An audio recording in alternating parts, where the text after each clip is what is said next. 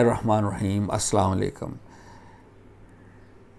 یہ زندگی جو ہم کو اللہ نے دنیا میں نصیب کی ہے، رب کائنات نے، جو اس کائنات کا مالک ہے، خالق ہے، چلانے والا ہے، ہمیں پالنے والا ہے، ہمیں جو زندگی کی مہلت نصیب کی ہے وہ آزمائش کے لیے ہے. اور ہم آئے دن دیکھتے ہیں کہ زندگی کا ہر پہلو آزمائش ہے. آزمائش کے دو پہلو ہیں. یا شکر کا پہلو ہوتا ہے انسان کے پاس، جب بہت نعمتیں ہوں، ہر چیز صحیح چل رہی ہو، کسی چیز کی ضرورت نہ ہو، اور آپ ایسے خاندان میں اللہ آپ کو پیدا کرتا ہے. وہ آپ سے پوچھ کر پیدا نہیں کرتا، یاد رکھیے. وہ آپ سے نہیں پوچھتا کہ آپ نے کس ملک میں پیدا ہونا ہے، کس رنگ و صورت میں پیدا ہونا ہے، کیا آپ کو ہائٹ چاہیے، کیا نقوش چاہیے، کیا مذہب چاہیے.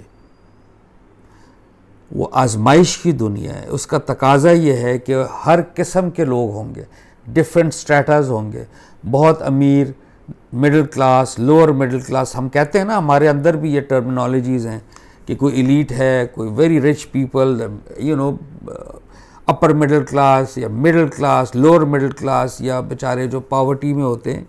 یہ آزمائش کی دنیا ہے، اس کو پہچاننا چاہیے. اور یہ اللہ کی اسکیم ہے. اس میں دو پہلو انسان کے سامنے ہر وقت رہتے ہیں. یا وہ شکر کے مقام پر اصولاً ہونا چاہیے، کیونکہ جب اس کے پاس سب امینٹیز آف لائف ہوں، اور جب وہ مشکلات میں ہوں تو وہ صبر کا امتحان ہے. اچھا، دونوں امتحان کو اللہ نے اسی سورہ میں، سورہ فجر کے شروع میں، بڑا اچھا انسان کا ایک رویہ اللہ نے بتایا ہے. اس میں اللہ فرماتے ہیں لیکن انسان کا حال یہ ہے کہ جب اس کا خداوند اس کا امتحان کرتا ہے اور اس کو عزت اور نعمت بخشتا ہے، تو وہ خیال کرتا ہے کہ میرے رب نے میری شان بڑھائی ہے، کہ پرہیپس آئی ڈیزرو دیٹ، بڑا مجھے عزت دی اللہ نے. اور اس کے برعکس جب اسے جانچتا اور اس کے رزق میں کمی کرتا ہے تو کہتا ہے کہ میرے خداوند نے مجھے ذلیل کر ڈالا، کہ میں ہی رہ گیا تھا کہ جس کو غریب پیدا کرنا تھا یا ان مشکلات میں گزرنا تھا. یہ دو رویے ہیں اور ہم آئے دن دیکھتے ہیں. دیکھیں ان دو رویوں کا میں ایک بڑا پہلو نمایاں ہے جو پناہ ہے، آپ سمجھ لیجئے. اگر آپ اس کو سمجھ لیں گے تو اللہ نے بہت بڑی خوشخبری اسی سورہ کے اینڈ پہ دی ہے. وہ کیا پہلو ہے کہ جب آپ شکر کے مقام پر ہوں، شکر کے مقام پہ جب اللہ نے آپ کو بہت کچھ دیا ہوا ہے اور آپ ایک ہائی اپر مڈل کلاس یا ایلیٹ میں آپ پیدا ہو گئے، تو اللہ ایکسپیکٹ کرتا ہے کہ آپ اللہ کے اور اس کے بندوں کے حقوق کو پہچانیں. یعنی آپ کا جو اس وقت وہ آپ دیکھیں نا، سائنس میں ہوتے ہیں نا، فزکس میں کریسٹ اینڈ ٹرف کہتے ہیں نا، کریسٹ اوپر ہے کبھی نیچے بھی آ جاتا ہے، اس طرح لائف چلتی رہتی ہے.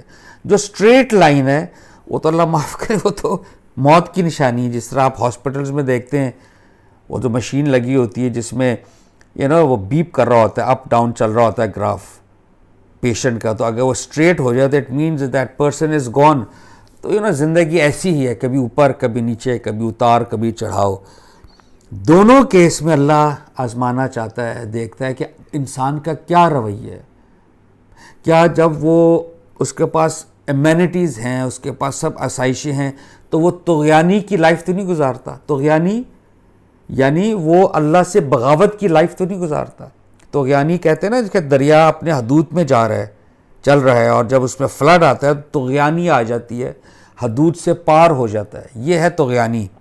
تو کیا جب آپ کے پاس نعمتیں اللہ کی ہو، ویلتھ ہو، فیم ہو، اور سب کچھ ہو، تو کیا آپ اللہ کی حدود سے باہر زندگی گزارنا شروع کر دیں گے یا اس کی حدود میں رہنا چاہیں گے؟ اسی طرح جب انسان صبر کے مقام پر ہو، یعنی کہ غربت میں ہو، غریب ہو، یا اس کے پاس وہ آسائشیں نہ ہوں، اس میں بھی اللہ آزماتے ہیں کہ کیا وہ مایوس تو نہیں ہو گیا. اور مایوس ہو کے اکثر انسان شیطان کے ہتھے پھر چڑھ سکتے ہیں، کیونکہ وہ کرپشن کی راہ پہ چلا جائے گا. اچھا، اب ان دونوں حالات میں جب ایک انسان زندگی گزارتا ہے، کیونکہ یہ آزمائش ہے، اچھے حالات بھی آئیں گے، برے حالات بھی آتے ہیں، برے کے بعد برے بھی آ جائیں گے، کبھی اچھے ہی رہتے ہیں.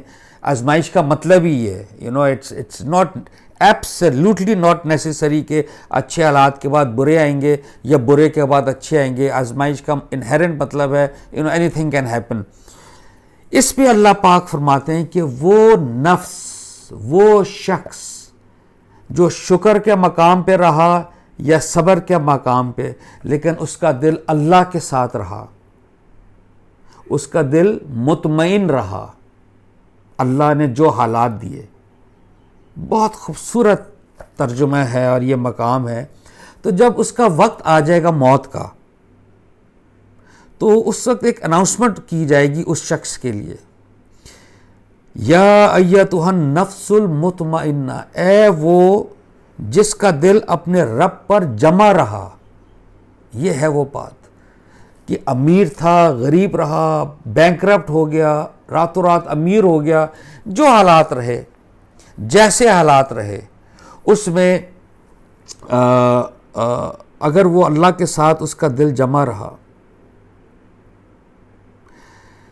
تو اس پر کہا جائے گا چل اپنے رب کی طرف. نا it's time for you to go back to your lord. یا ایتھا النفس المطمئنہ ارجعی الی ربک راضیۃ مرضیہ. بیوٹیفل. اللہ اس پہ اناؤنس ہوگا اس حال میں واپس جا کہ پوری زندگی تو اللہ سے راضی رہا، جو حالات تھے تو اللہ سے راضی رہا، نا ایز اے ریزلٹ اللہ تجھ سے راضی ہو گیا ہے. I think it's fantastic. اور پھر اس پر اناؤنسمنٹ ہوگی فادخلی فی عبادی. اللہ کہے گا کہ تو داخل ہو جا میرے بندوں میں جو میرے پاک اچھے لوگ ہیں. وادخلی جنتی، اور داخل ہو جا میری ابدی بہشت میں. Inherent eternal kingdom of paradise. یہ ہے وہ الفاظ. یہ ہم نے دیکھنا ہے کہ یہ دنیا آزمائش کی دنیا ہے. جب بھی آپ کے پاس بہت آرام ہو، آسائش ہو، شکر کیجئے، شکر کا مزاج بنائیے. اپنے حدود سے نکل کر طغیانی کی لائف نہ گزاریے، اللہ سے بغاوت والی لائف. دیکھا جائے گا آئی کائنڈ آف کیا کہتے ہیں deserves all these amenities. No, you doesn't deserve. Nobody deserves anything. یہ اللہ کی مہربانی ہے اور دونوں کیس میں آزمائش ہے. سو انسان کے صبر اور شکر کی پختگی جو ہے، انسان کے صبر اور شکر کی پختگی میں دراصل اس کے تمام دین کی پختگی ہے.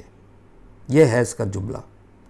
اس پہ پھر یہ اناؤنسمنٹ کی جائے گی یا ایتھا النفس المطمئنہ ارجعی الی ربک راضیۃ مرضیہ فادخلی فی عبادی وادخلی جنتی. اے وہ دل، اے وہ جس کا دل اپنے رب پر جمع رہا اس دنیا میں، جو بھی حالات رہے، چل اپنے رب کی طرف. تو اس سے راضی. دیکھا نا، پہلے آپ اللہ سے راضی رہے نا، جو بھی حالات تھے، ایز اے ریزلٹ اللہ تجھ سے راضی. سو مل جا میرے بندوں میں اور داخل ہو جا میری بہشت میں. اللہ پاک ہمیں اس کی توفیق نصیب فرمائے، اس کی اسکیم سمجھنے کی توفیق نصیب فرمائے. دس از ویری کریٹیکل کہ ہم اللہ کی جو اسکیم ہے اس دنیا میں اس کو سمجھیں، اس کے مطابق زندگی گزارنے کا ہم چاہت کا بھی اظہار کریں اللہ سے. بہت شکریہ. السلام علیکم.